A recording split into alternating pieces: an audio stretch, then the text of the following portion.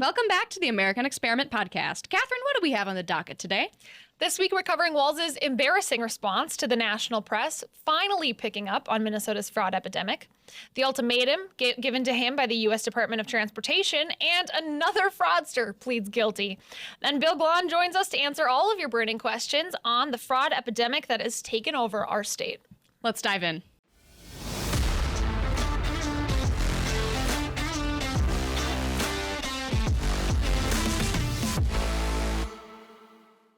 It has been a wild few days for the state of Minnesota, and here at American Experiment specifically, I would say. The national media is finally realizing that Minnesota has a massive fraud problem, and more than that, is attaching it directly to the Tim Walz administration. It's been kind of crazy. Welcome to the conversation, everyone. Our listeners have been here. We've been here, but I'm so glad to see people are finally learning about it across the country. It's just surprising to me that it took this long. And also, you know, we went through a whole election cycle where Tim Walz was the vice presidential nominee, and this had been going on long before then. It's shocking to me that this hadn't really received the amount of attention that it should have, even through that level of public exposure. Was that intentional? I don't know. You know, there's like, you wonder, is there someone to blame for this? Is there anyone to blame? We've been talking about it. Many people have been talking about it, but really even a lot of legacy outlets in Minnesota have been talking about it. There's people at some of the local, you know, outlets that have done a good job on this fraud issue. Some that haven't, not to name any names, but I don't know. I don't know how this happened so quickly. We're going to ask Bill Glahn about it later on in the episode. What does he think? Why has this garnered so much national attention all of a sudden? But whatever the answer is, I'm glad to see it because Minnesota needs help. And I am once again left wondering, am I the only person earning my living the old-fashioned way by going to work every day? I also wonder that. Should I be doing something different? Based on the stories we have for you guys today, I also wonder that. So let me dive in. All right, the thing that really cracked this open, of course, was Chris Rufo's piece, which we've already talked a bit about, but the New York Times picked it up as well. Unfortunately, they still hold a lot of sway in the public conversation, clearly, because their story really went viral. Over the weekend, their story ran titled "How Fraud Swamped Minnesota's Social Services System" on Tim Walz's watch. Note they put his name in the title. I think that's really interesting, directly tying it to Tim Walz, which is correct, but not something I would always expect from an outlet like the New York Times. Yeah, I was shocked when I saw that. The fraud scandal that rattled Minnesota was staggering in its scale and brazenness. Federal prosecutors say that 59 people have been convicted in these schemes so far, and that more than $1 billion in taxpayers' money has been stolen in 3 plots they are investigating. That is more than Minnesota spends annually to run its Department of Corrections. Minnesota's fraud scandal stood out even in the context of rampant theft during the pandemic when Americans stole tens of billions through unemployment benefits, business loans, and other forms of aid, according to federal auditors. So all of this was happening, and finally, Tim Walz was really forced to respond because he's gotten through a lot of this scandal, I think, without saying much. So he went on Meet the Press, and we have a clip we're going to play for you. This was on Sunday. He finally gets asked directly, what do you have to say about this? Isaac, let's go ahead and roll that tape. Dozens of people of East African descent have been charged, convicted, and sentenced for stealing more than $1 billion in taxpayer money from government programs during COVID. As you know, Governor, that is more than Minnesota spends each year to run its Department of Corrections. So I want to give you a chance to respond to this. Do you take responsibility for failing to stop this fraud in your state? Well, certainly I take responsibility for putting people in jail. Governors don't get to just talk theoretically. We have to solve problems. And I will note, it's not just Somalis. Minnesota is a generous state. Minnesota is a prosperous state, a well-run state. We're AAA bond rated, but that attracts criminals. Those people are going to jail. We're doing everything we can. But to demonize an entire community on the actions of a few, it's lazy. Stop the tape. What? He claims he's putting people in jail?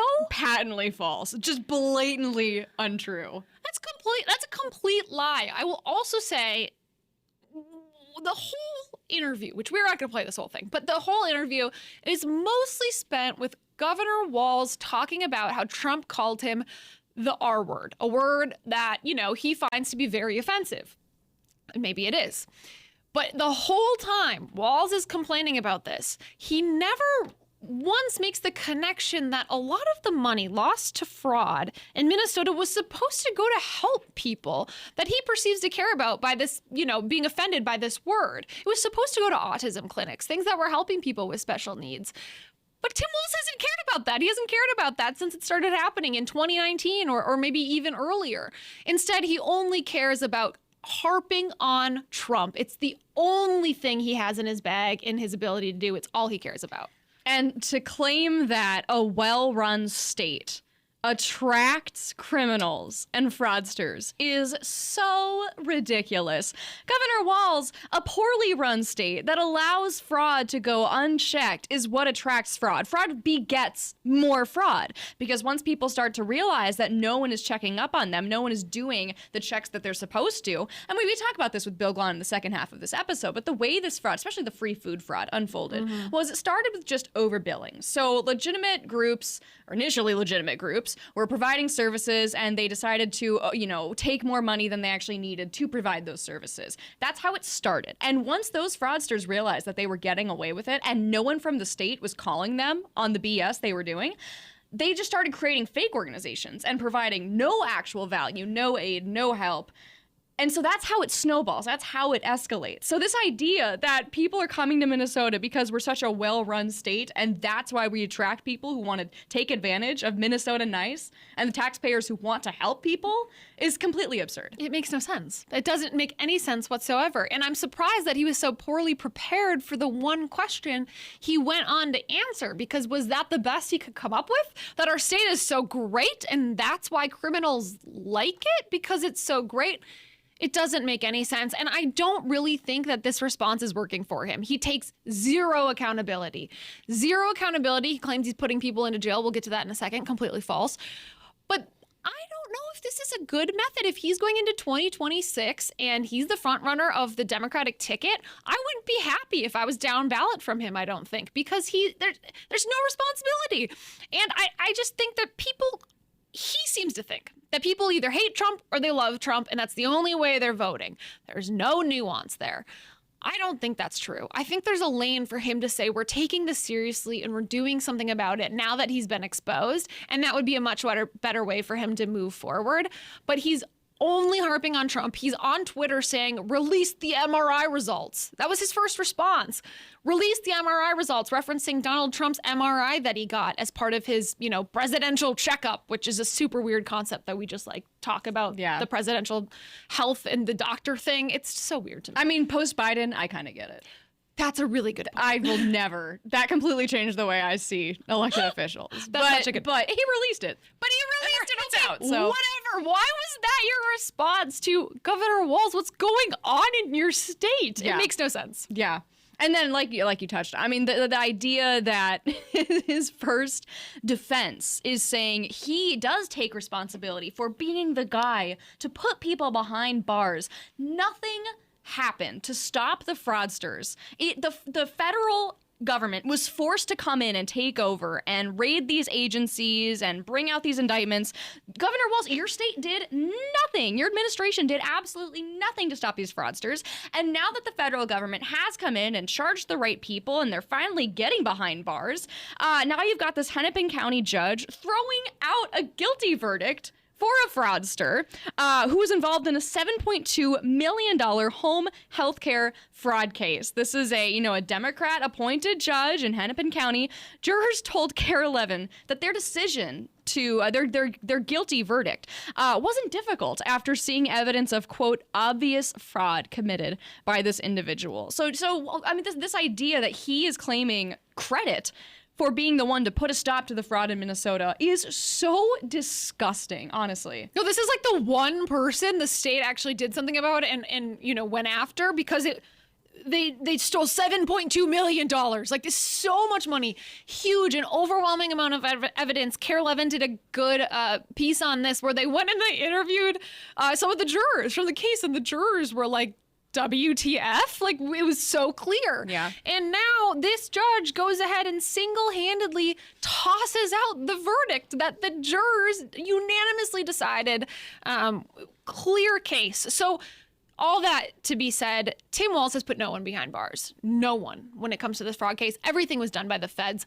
And I really don't think anything would have been done if the feds had not come in and started prosecuting these cases in the first place. Yeah, Bill Glahn had good analysis up at AmericanExperiment.org. He said the way jury nullification, which is when a judge overrules a jury's verdict, the way jury nullification usually works is that a jury will ignore the law and in their deliberation, and acquit a guilty defendant with whom they sympathize.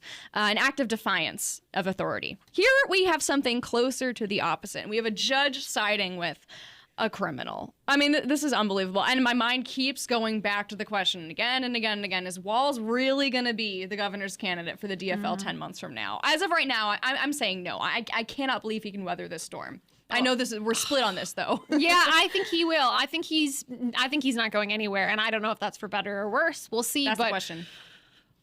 I don't think he's going anywhere. Well, I mean, he still hasn't spoken really since the Meet the Press interview where he hardly addressed the fraud issue. He hasn't said much. I think that maybe there is a press event today, so we'll see if he's forced to speak about it.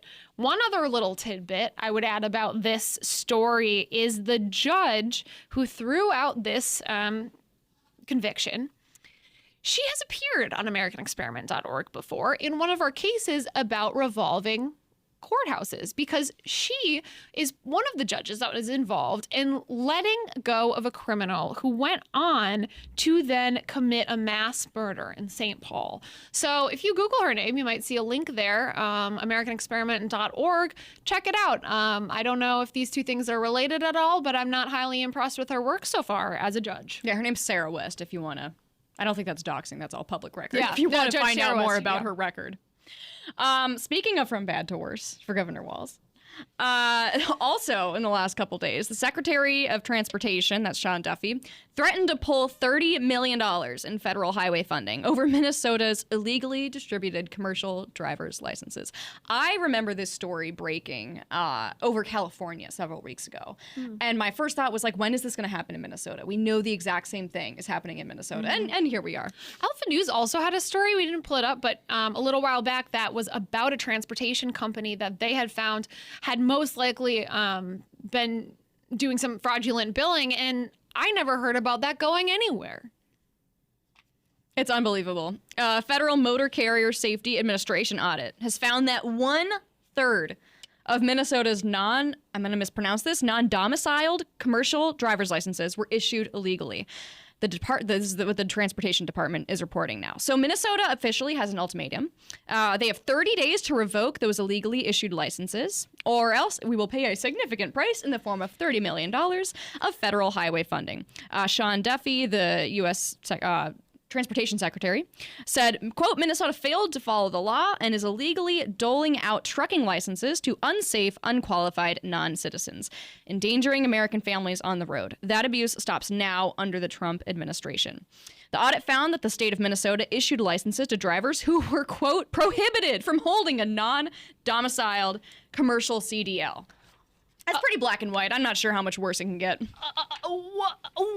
Wait, this is crazy, because if you think about people who are here illegally, often they're not speaking English, or they're new here, or they're so many different things that might make them not ideal to be driving a huge beast of a vehicle, right?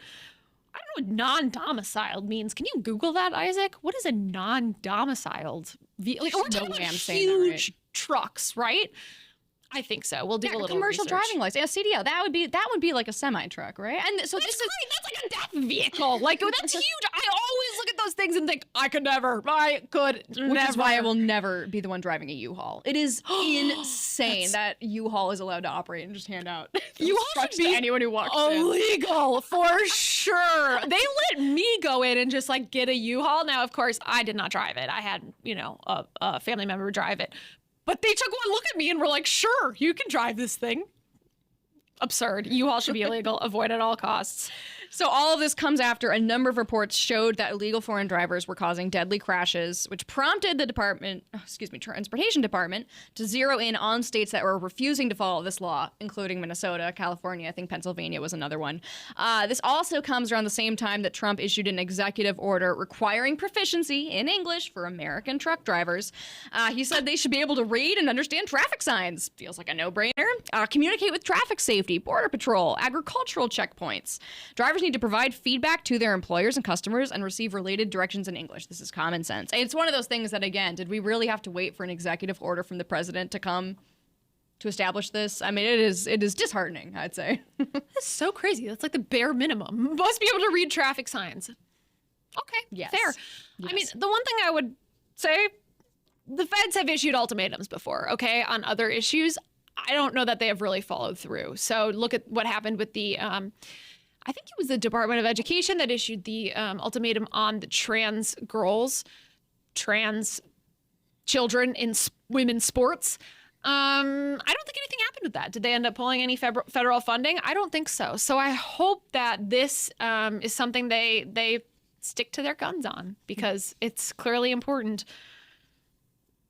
These are death vehicles. Isaac, any word on domiciled? Yes. According to Google, a non-domiciled license is a specific type of commercial driver's license issued to foreign nationals who are not U.S. citizens or permanent residents, but who have lawful temporary status to work in the United States. Okay. And a third of those are being given to people who were considered like unsafe, unqualified. Okay, that's great. Oh, the whole category, though, seems a little suspicious. Okay, well, we'll see where that ends up. Everyone drive safe today. Our final story is about yet another fraudster unmasked in Minnesota. The story actually broke a couple weeks ago. We had not had time to cover it. I'm so happy we're talking about it today because it's a roller coaster. Jonathan Weinhagen. Some people have said it should be made into a movie, and I think I have said that. Yeah, Amen. I think that's true. It's fascinating. Basically, Jonathan Weinhagen, he pleaded guilty yesterday in an embezzlement case where he admitted to stealing $213,000. He is the ex-Minneapolis Chamber CEO. He was also the author of an op-ed in the Star Tribune that said that Democrats have great policy for businesses in Minnesota. He has pictures with Tim Walz and all of the people you can imagine. Of that $213,000 that he embezzled, $30,000 of that was supposed to be reward money for the unsolved shootings of 3 Minneapolis kids. Gosh. He stole this money by funneling it to a phony business he made up called Synergy Partners. And when others in the chamber grew suspicious, Weinhagen told them that the company's owner, James Sullivan, had died. But that was not a real person. Of course, Weinhagen created a phony obituary to make the lies seem convincing. Which, look up that obituary for James Sullivan, Jonathan Weinhagen. We're not gonna read the whole thing, but it's blatant. It's brazen, is what I will say. I mean, I remember like one of the, when an obituary posted online, other people can go on, other users, and comment on the obituary and say like, "Oh, so sorry for this loss," whatever. And people were doing that. It's presumably other fake profiles that this guy had created. And one of them was like, "I'm gonna miss you so much. It's almost as though you were never here with us at all." Like it's so brazen and awful too. I mean, like, I'm making light of it because it is such a ridiculous story, but you're right. I mean, he was taking money that was supposed to be going to a good cause, helping businesses thrive in Minnesota, and then also money that was supposed to help find the murderers of children in Minneapolis. Mm-hmm. This guy is the absolute scum of the earth, in my opinion. I think you have to have some sort of like psychopathic tendencies to be able to perpetuate fraud like this and take it from people who need it and lie to people at this level. He was also using the money to fund, obviously lifestyle changes, vacations, just like we saw with many of the other Minnesota fraudsters. And to a point that Governor Walz made when he was on Meet the Press, he said, it's unfair to demonize the Somali community because not all the fraudsters were Somali. True. Tim Walz, he's an equal opportunity fraud lover. He will take fraudsters of all stripes, all races, religions, ethnicities. Anyone who wants to commit fraud, come and do it. Come and do it in Minnesota. We welcome you, apparently. Good grief. So There you go. Fraud, fraud, and more fraud now, right? More fraud now.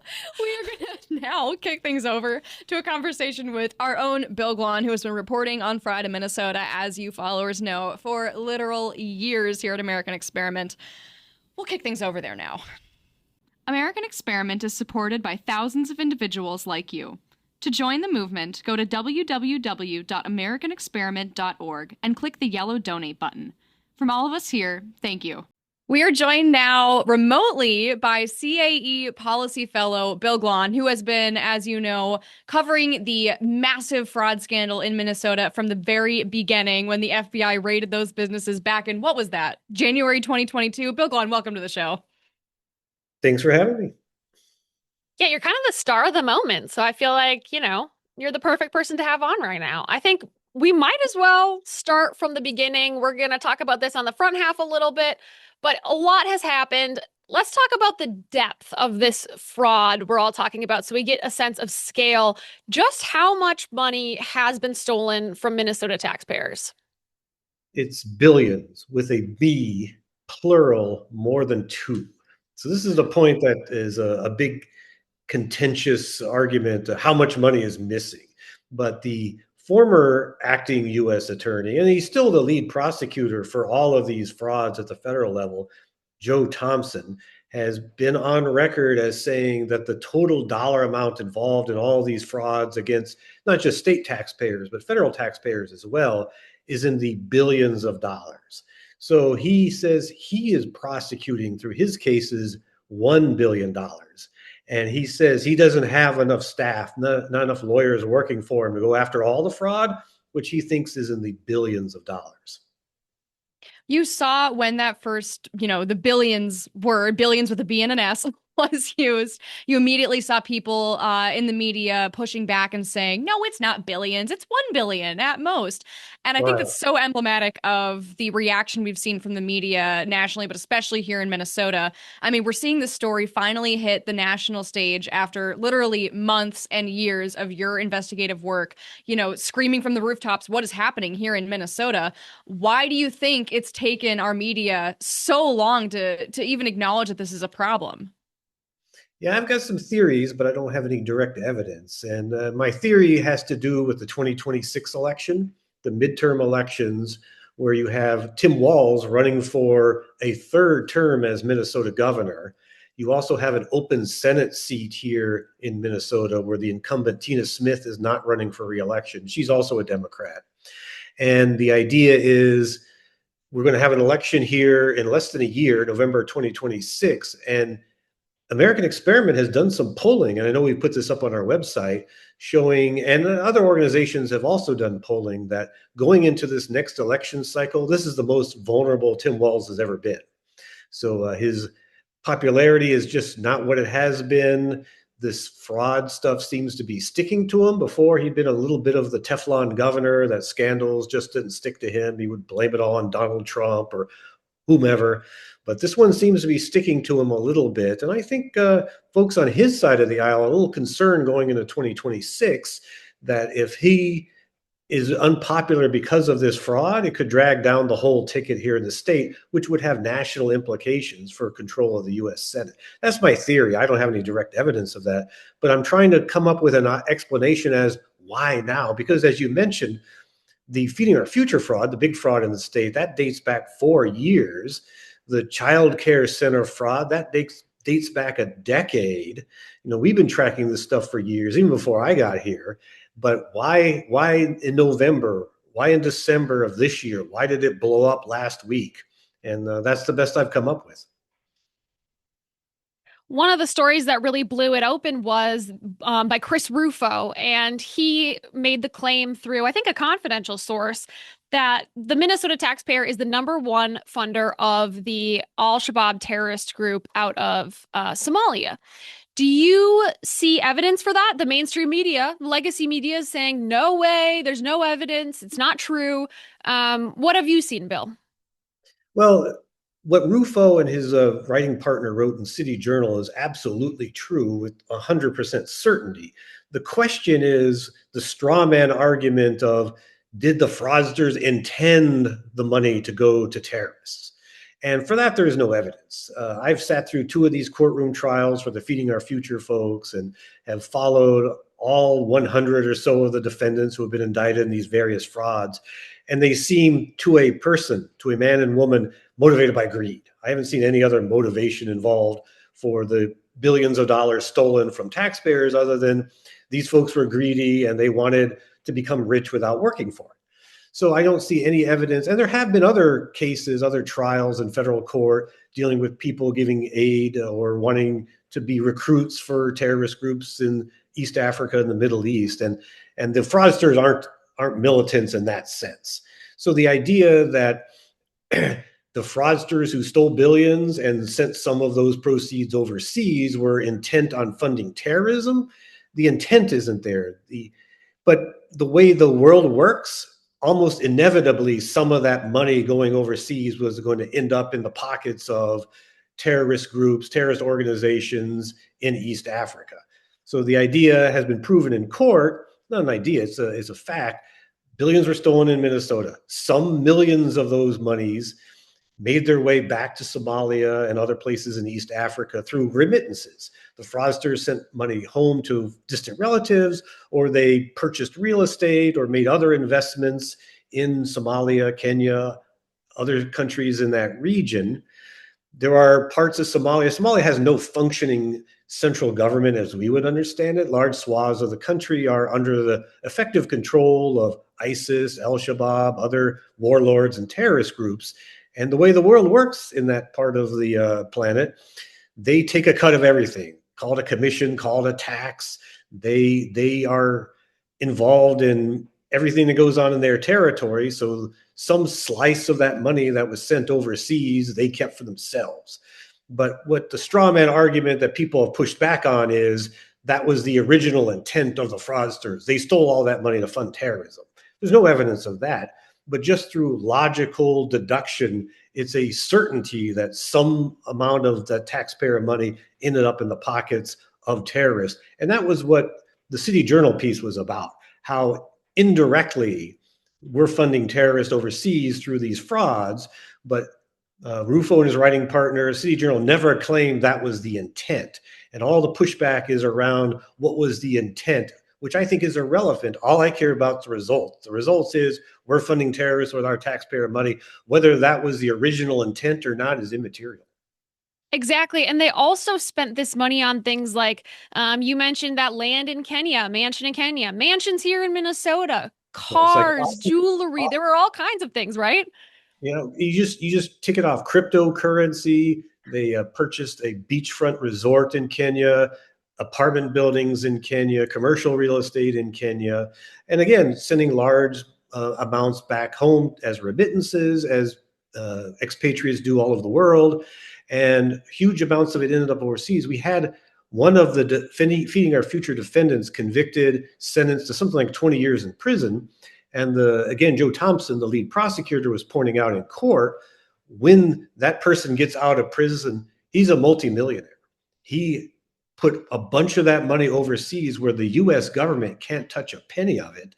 And so when he does get out of prison, you know, some years down the road, he has all that money waiting for him. So it's just how it worked out. And these are facts proven in court, and they're maybe inconvenient for some people, but that's where we are.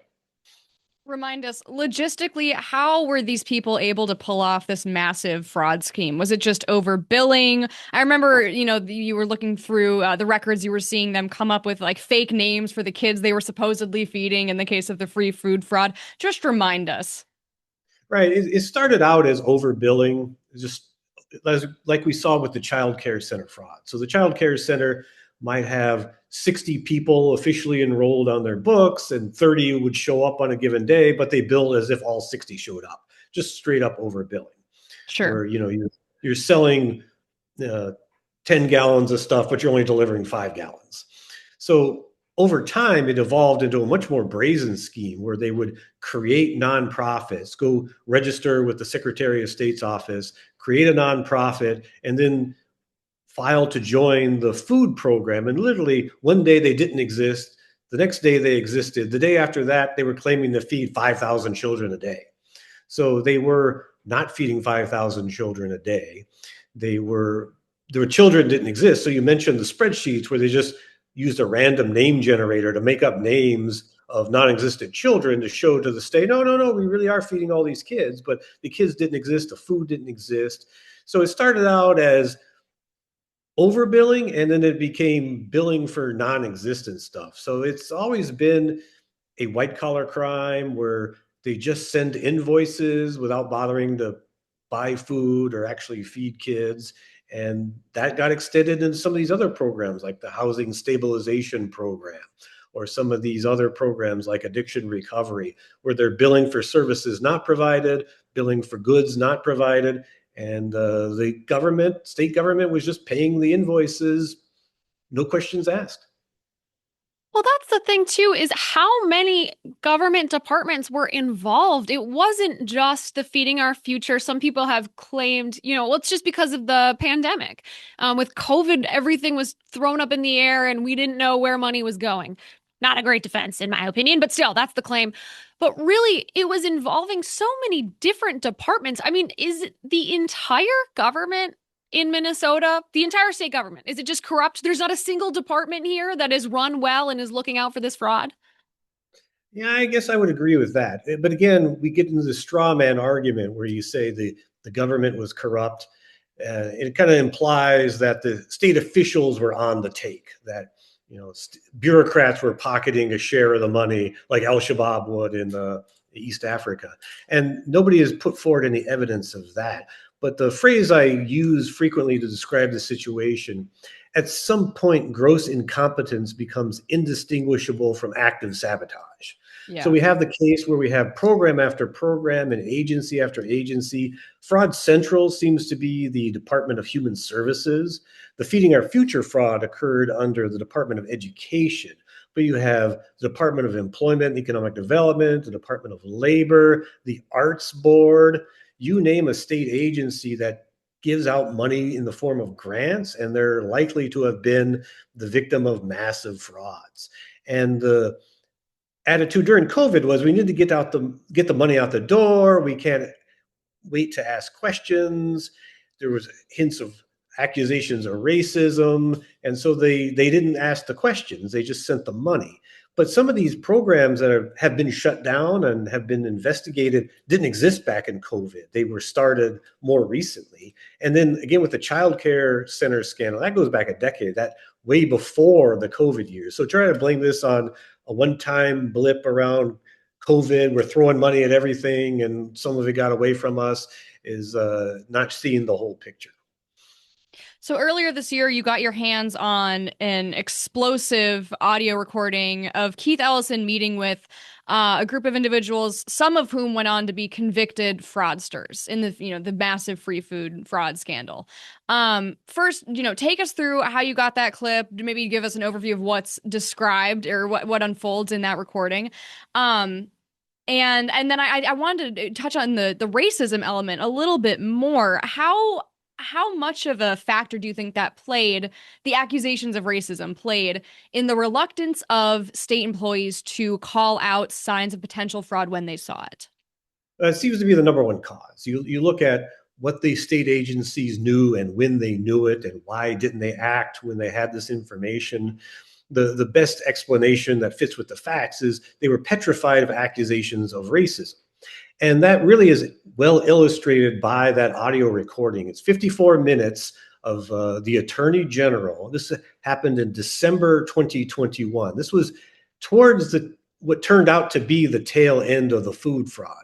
The food fraud really got started in April of 2020 at the beginning of the pandemic, but its big year was 2021 when the most money, the hundreds of millions of dollars, went out the door over the objections of the Department of Education. So we say, well, they let the money out, but there was some fighting going on back and forth. There was a lawsuit that had been filed by Feeding Our Future against the State Department of Education. At one point in early 2021, the Department of Education did grow a spine and cut off the funding. They quit paying the invoices. And again, they went back to court and got the money turned back on again. But there was this ongoing back and forth between the Department of Education and the fraudsters over whether we're going to keep paying your invoices. So the fraudsters were reaching out to whoever they could get their hands on in state government to go to bat for them. And so they took a meeting with Keith Ellison, which occurred at an office in Edina, Minnesota. And one of the fraudsters recorded the meeting. And in the meeting, they're pleading their case. And their case to Keith Ellison is, hey, we're legitimate philanthropists trying to feed children, and this Department of Education already cut our money off once and are threatening to do it again. We need your help. We need you to intervene with your client. And this is a nuance that sometimes gets lost. Keith Ellison, the Attorney General, is by statute the lawyer for state agencies. So in this lawsuit in state court, Keith Ellison and his lawyers are representing the Department of Education. The fraudsters meeting with Keith in December of 2021 are asking Keith, the attorney, to take a side against his own client in court. And Keith seemed willing to go along with it. He heard their cries of racism. Oh, the Department of Education's being mean. They're racist. They hate East African children. They're trying to starve East African children by cutting off the money for the food program. And he was going, active listening, agreeing with them, talking about similar interventions he has made in similar circumstances with the Department of Human Services. And he, as far as you can tell, pledged to, I've heard you, I'm going to look into this, and I'm going to go to bat for you. Now, in his defense, Keith has said ex post, well, the FBI raids happened a month later, so he never had the chance. I never did go to bat for them. I was never going to. And then once the FBI raids, the money was cut off. But he claimed he never gave them any assistance. And I think it was more, he didn't have time to get around to it than his intent was to never help them. But after the meeting, he did accept campaign contributions from people who were in the room, people whose voices can be heard on the recording. He accepted their campaign contributions, and over this cycle 2020-21, he accepted campaign contributions from a couple of fraudsters who were later convicted in court. So he said, I gave the money back later once I found out, but he kind of pleads ignorance. He didn't know who these folks were. He claimed to be just meeting with constituents who had a grievance against government. And, he always does his active listening and pledges to look into it, but didn't make any promises. Listen for yourself. We put the recording up on our website. You can listen to the whole 54 minutes and come to your own conclusion.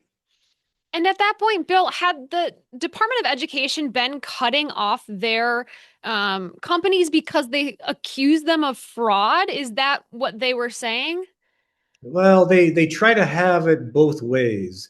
They were asked directly in state court, are you accusing these people of fraud? Oh, no, we're not accusing anyone of fraud. I don't know if that was the fear of being sued for defamation. They keep circling back to, we at the Department of Education aren't a law enforcement agency, so we can't make accusations of fraud or investigate accusations of fraud.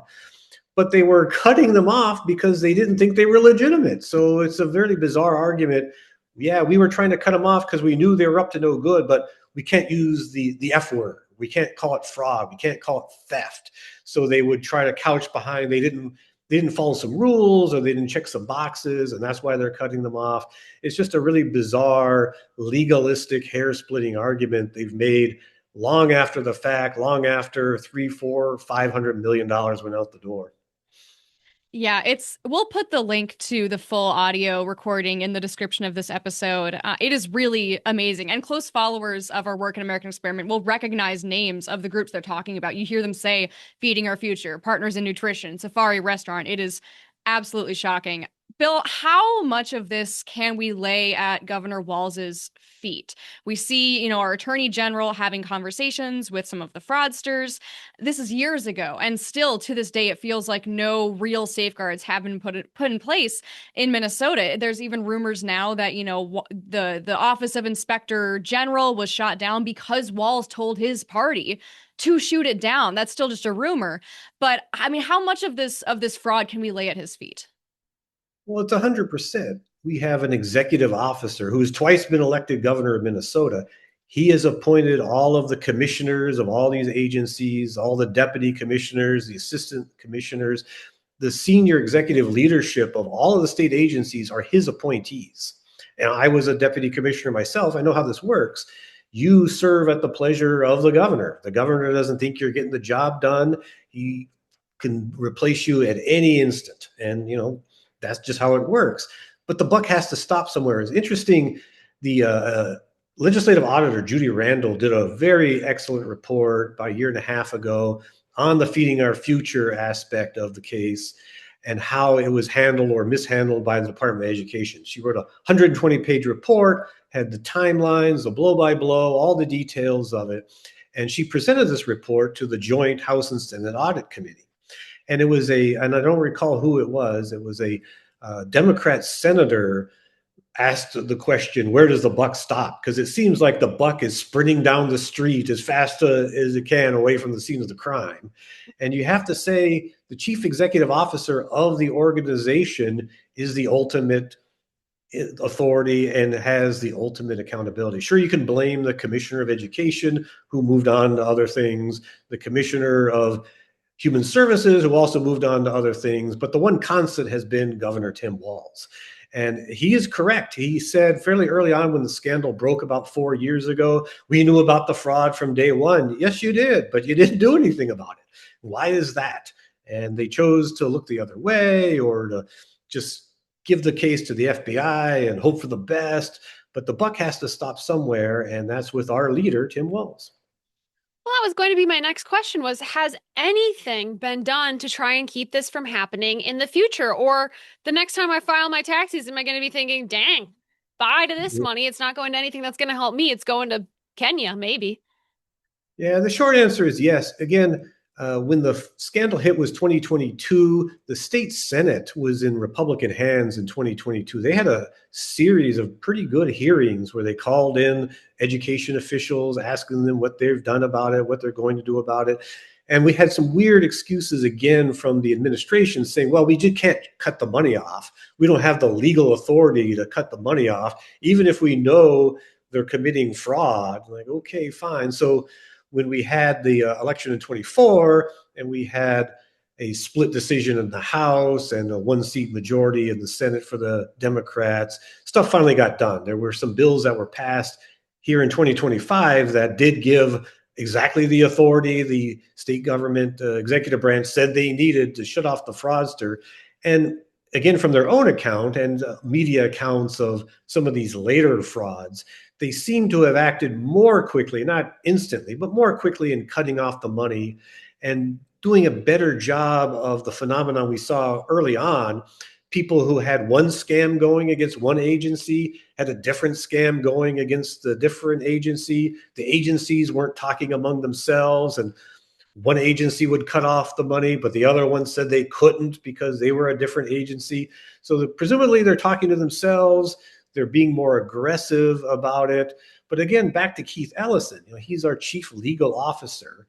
He has brought some lawsuits against some of these nonprofits, but just to shut down their corporate entities. He's never asked for any recovery of the money they've stolen.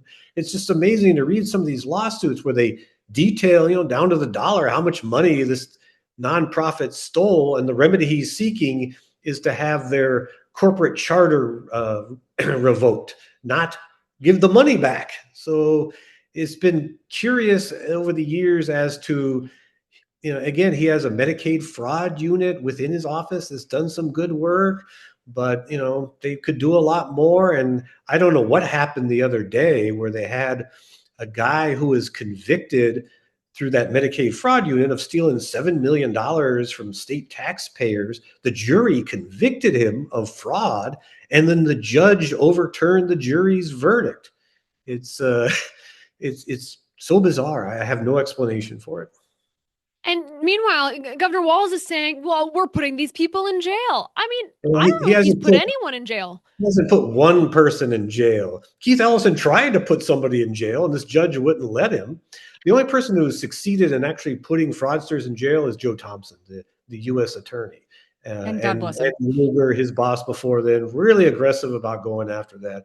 They've convicted, between the several frauds, more than 65 dozen defendants. Some of them are already serving prison terms. They have clawed back $60-70 million of the fraud money. So the feds have been as aggressive, I think, as they could be given their staffing levels and just the capacity in the courts and the size of the federal lockup in the Sherburne County Jail of getting people held to account. But this is back to the billions question. Joe Thompson says he's prosecuting $1 billion worth of fraud. He can't prosecute all the fraud.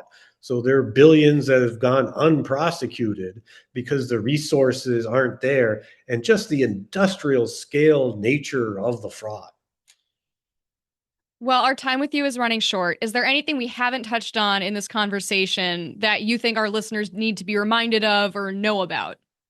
Yeah, and I've written about this, the political angle. We've talked a little bit about this, my speculation about the 2026 elections, that these fraudsters, a lot of them are apolitical. They're not ideological, but a lot of them were seeking help from Democrat elected officials in their interventions with the State Department of Human Services and the State Department of Education and whoever else they were battling with at the moment. And they gave campaign donations from Mayor Fry, State Senator Omar Fatah, Ilhan Omar, every prominent Twin Cities, or at least Minneapolis Democrat, the Democrat Party. There's a lot of the money didn't just make its way overseas, it's made its way into Democrat candidates and the Democrat Party in Minnesota. And I don't think there's been a real accounting of that. I looked for examples of where people who were accused of fraud, no matter what their ethnicity were, and it's been ecumenical, and a lot of it's in the Somali community, but there are lots of other communities involved. I think I found one donation for $500 to a Republican, but tens of thousands and thousands of dollars going to Democrats. And I think that plays a role in the question, why wasn't anything done? Because they were getting people to advocate on their behalf who were in a position to keep things from happening. So that needs to be explored as well. I've done a little bit of it, but I think more can be done in that area. Well, Bill, thank you so much for taking the time to join us today. We will definitely have you back on soon as this story. And congratulations. Bill was quote tweeted. His article was quote tweeted by the one and only Elon Musk. Pretty cool. I know. It's a life achievement. I've been following Elon Musk before he bought Twitter, and to have him retweet something I wrote is, quite the honor. Thanks, Bill. We'll talk soon.